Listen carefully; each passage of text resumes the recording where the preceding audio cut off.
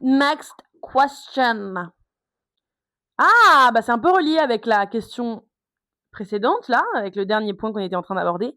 Comment on fait pour ne plus avoir honte de son body count? Marrant.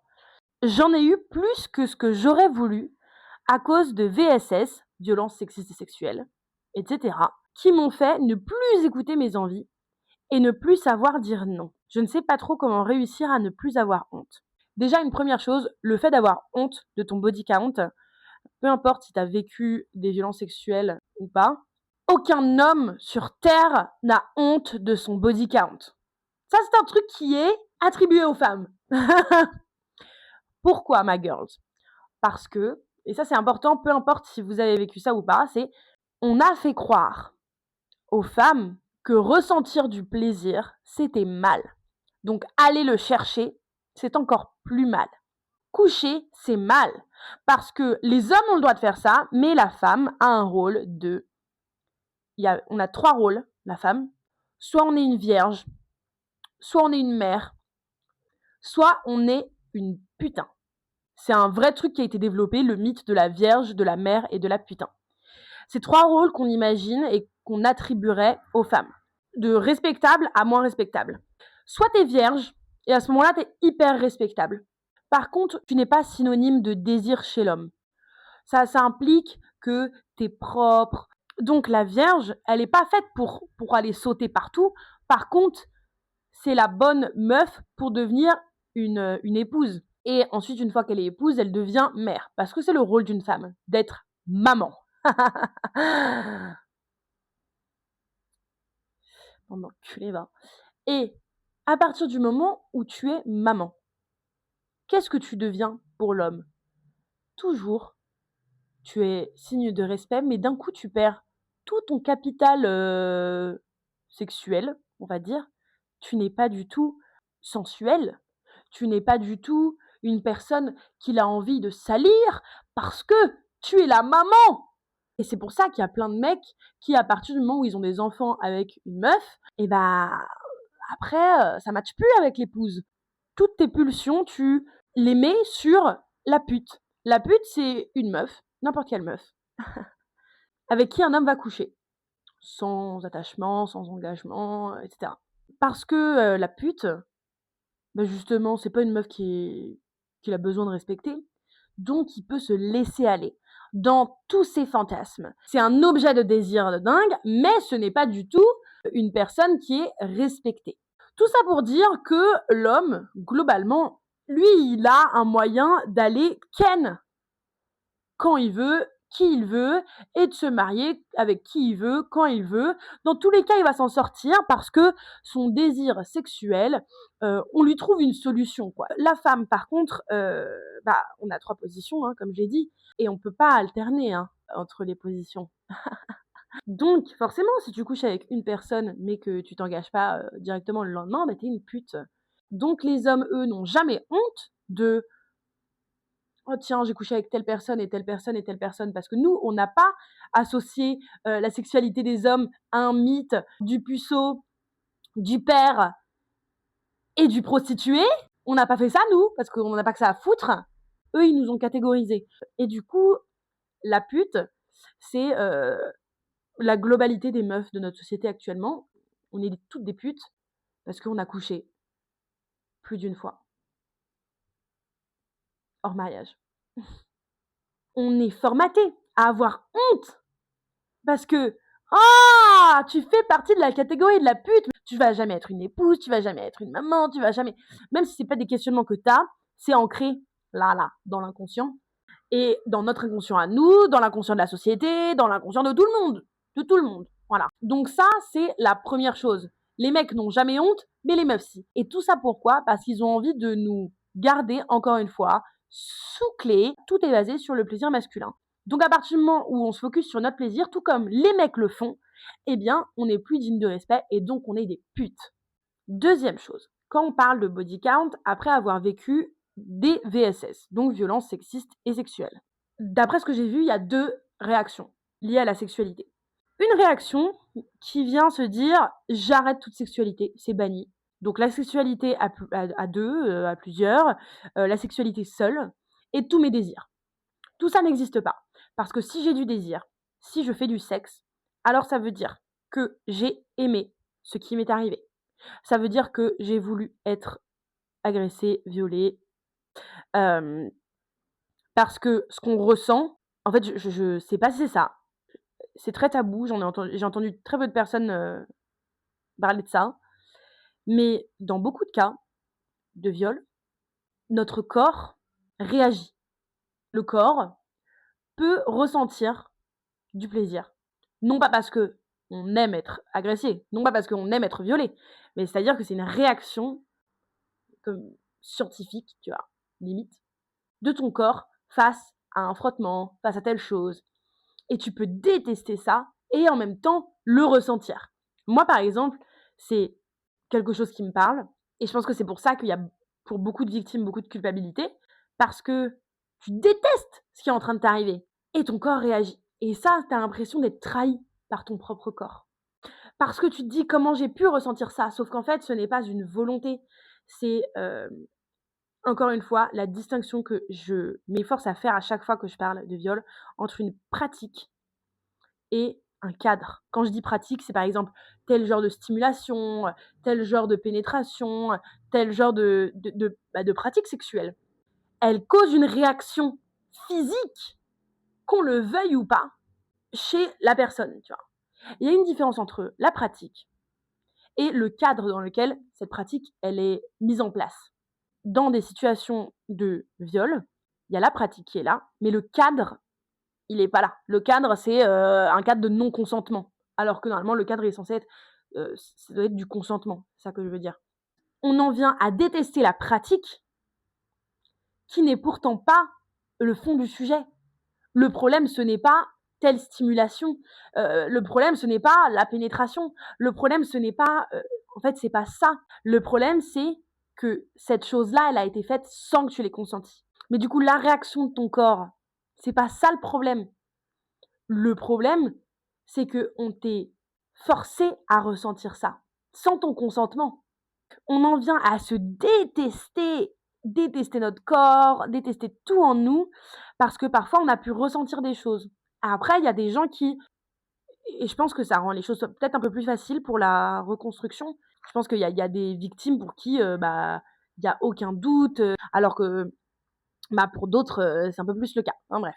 Donc je sais pas si c'est ton cas, mais j'avais envie de poser ça là, pour mieux faire comprendre que, c'est pas ta faute, c'est pas la faute de ton corps, hein. Tout ça, ça peut nous mener à, du coup, détester le sexe, s'enfuir de tout ce qui est lié à la sexualité, le plus loin possible. Mais du coup, ça cause une énorme frustration parce qu'au bout d'un moment, tu vas avoir du désir. Moi, si j'ai eu cette période-là et au bout d'un moment, bah, j'avais du désir, tu es là, tu essayes, de te reconnecter à ton corps et en fait, dès que tu commences à sentir un petit peu de plaisir et bah, du coup, tu réassocies ça au viol et tu es en mode: «Mais je suis un monstre, en fait». Alors que c'est vraiment, enfin, c'est faux. Ton corps, il ressent du plaisir, il a le droit et là, le cadre est là, en fait et donc tu as le droit. Et la deuxième réaction, c'est de se dire: «On m'a volé mon corps, je vais le reprendre. On m'a volé mon désir, je vais le reprendre. On m'a donné l'impression que j'avais perdu mon libre arbitre, je veux le reprendre». Et tu as cette envie de: «Ouais, je vais tout reprendre, en fait». Et donc tu vas chercher la sexualité. Tu vas coucher avec des gens pour reprendre le contrôle sur toi-même. Et ça, c'est une réaction normale. C'est normal! C'est hyper normal! Et ça peut être soit dans le fait d'aller voir le plus de mecs possible, soit, dans le fait d'avoir des pratiques qui vont être proches de, ce que tu as pu vivre dans ton agression. Parce que je pense qu'il y a un truc inconscient de vouloir se remettre dans des conditions qui ont l'air similaires pour changer l'histoire, en fait. Moi, ça fait écho. Je vous donne à chaque fois un peu mon vécu. Moi, je pense qu'avant le viol, j'étais vraiment dans un truc de tendresse dans ma sexualité et en fait, à partir du moment où ça s'est passé, j'ai eu envie de violence dans le sexe et je me disais: «Putain, ouais, mais si je kiffe ça, ça veut dire que j'ai kiffé, être soumise, pendant le viol?» Non. Encore une fois, la pratique, elle est OK. T'as le droit de vouloir être soumise. En fait, ce qui s'est passé avant, ça s'appelle un viol. C'est-à-dire que la soumission n'est jamais le problème. Le fait de ne pas vouloir consentir à être soumise, ça, c'est un problème. Et c'est très compliqué de faire cette distinction. Il m'a fallu du temps où je me répétais différence entre le cadre, différence entre la pratique, différence entre le cadre, différence entre la pratique. Mais moi, ces mots, ils ont vraiment fait écho à moi. Mais je me disais, ouais, je suis une salope et tout, parce que, en fait, j'aime ça, j'aime la violence. J'avais envie de refaire telle pratique qui m'avait forcée à faire. Mais cette fois, non pas sous la contrainte, mais dans un cadre de consentement, tu vois. Imaginons que la pratique, c'était une levrette, tu vois. Et ben j'avais envie de refaire une levrette. Sauf que le problème c'est pas la levrette en fait. T'as le droit de faire une levrette si t'as envie de faire une levrette. Je veux dire, tu fais ce que tu veux quoi. Parce que là je suis pas en train de dire que j'avais envie de refaire un scénario de V, tu vois. Genre j'étais pas en mode oh yeah, just pretend you're gonna rape me, yeah. Après ça peut être ton fantasme. Si t'es dans une relation de consentement and everyone is fine with it, you know what? I'm not judging. I'm definitely not judging. Parce que encore une fois, cadre. Si le cadre est là, bitch, you do what you want to do. Mais du coup, voilà. C'est normal. That's normal. Pour moi, la question de la honte que t'as par rapport au body count, en fait, imagine-toi la personne que tu étais au moment où t'as vécu ces violences. Ton corps et ta tête prend toujours des décisions pour ton bien-être. On peut avoir l'impression que non, mais il y a toujours une intention positive. Même pour des choses qui sont horribles. Même pour des gens qui, par exemple, qui ont envie de mettre fin à leur jour, tu vas te dire, il n'y a pas d'intention positive. Si, parce que dans ta tête, tu penses que ça va te faire te sentir bien. Tu vas enfin être dans le calme, dans la paix, etc. Quand tu as pris toutes ces décisions d'aller coucher avec tel nombre de personnes, dans ta tête, visualise la personne que tu étais à ce moment-là. Elle avait besoin de ça. Elle était persuadée que ça allait l'aider, que ça allait lui redonner le contrôle sur son corps, que ça allait lui faire se sentir bien, qu'elle allait, d'une certaine manière, changer d'histoire, se venger, etc. C'est plus simple de se faire nous-mêmes porter le chapeau d'une souffrance, parce que nous, on est là pour... on peut s'autoflageller, on est là. Alors que de pointer du doigt et de faire du mal à la personne qui t'a fait du mal, c'est beaucoup plus compliqué, parce que peut-être elle n'est pas là, et tu peux pas lui mettre tout dessus. C'est tellement plus simple de se faire souffrir nous-mêmes. On a notre tête pour se faire souffrir tout le temps, pour ruminer, se dire t'as pas honte, t'es une salope, machin. Ensuite, par contre, tu dis de ne plus écouter tes envies, de ne plus savoir dire non. Faut voir maintenant quelles sont tes envies. Est-ce que tu peux les lister, tu vois? Attends, là par contre, je suis en train de penser en relisant ta question, peut-être que j'ai mal compris. Parce que tu dis body count, j'en ai eu plus que ce que j'aurais voulu à cause des VSS. Attends, est-ce que tu considères que les violences que tu as vécues, ça rentre dans ton body count? Parce que j'avais pas compris ça. Parce que si c'est ça, girl, ok, hold my hand. What the fuck, no! Parce que là, t'es en train de partir du principe, oh my god, I think I was wrong! Mais non, mais là, en fait, je blablate depuis tout à l'heure pour rien, parce que je pense que c'était pas ça ta question. Là, c'était ça. C'est, putain, je suis à l'ouest. Si tu considères que ton body count, il est élevé parce que t'as pas osé dire non, mais ma girl, genre, je souris, mais parce que je sais pas quoi dire. Mais ce n'est pas ta faute. Et ça ne rentre absolument pas dans ton body count, ça. Hein. On peut l'enlever tout de suite. Hold my hand, let's put that away. Ça s'appelle un abus. Si tu te sens forcé de dire oui, si t'es pas à l'aise, si juste t'arrives pas à dire non, tu dis oui mais sous la contrainte mais t'es pas totalement dans le mood, ça s'appelle un abus. Et c'est pas ta faute. On a conditionné aussi les meufs à dire oui à tout, à ne jamais dire non, au grand jamais. Parce que si tu dis non, t'es pas une meuf bien. Parce qu'on est censé être au service des hommes, au service de leurs besoins. On a écouté là tout ce que j'ai dit avant. Les meufs, on nous apprend qu'on est censé être au service des hommes. Donc on nous apprend constamment à ne pas dire non. Et ensuite, du coup, on ne dit pas non parce que c'est ce qu'on t'a appris à faire.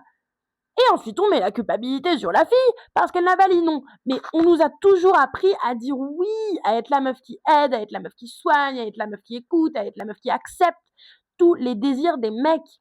Ce n'est pas ta faute. de ne pas réussir à dire non. Et puis, I'm gonna tell you something else. Un mec qui sait que tu dis oui, mais que t'es pas complètement là, il le sent. S'il a continué, c'est un abus.